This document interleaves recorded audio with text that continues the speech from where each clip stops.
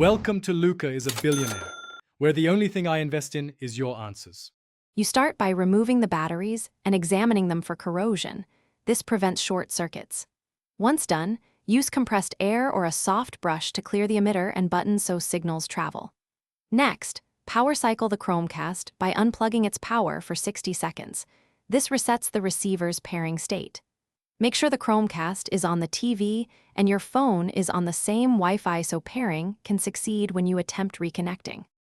Now you'll repair and confirm which functions fail. Put the Chromecast into pairing mode in the Google Home app, then press and hold the remote's pair button for 3 to 5 seconds until the LED blinks.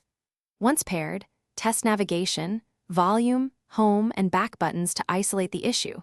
If directional pad works but media keys do not, software mapping might be at fault. Make sure to try pairing again after replacing batteries or moving closer to the Chromecast. Finish by trying quick fixes before replacing hardware. Install fresh batteries with correct polarity and retry.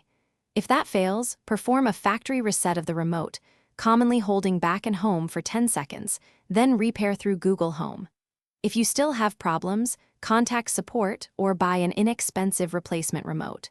One troubleshooting tip. Intermittent issues often mean weak battery contact. Gently bend battery spring or clean contacts with isopropyl alcohol to restore reliable power. Thanks for watching and please subscribe. It's the best investment you'll ever make.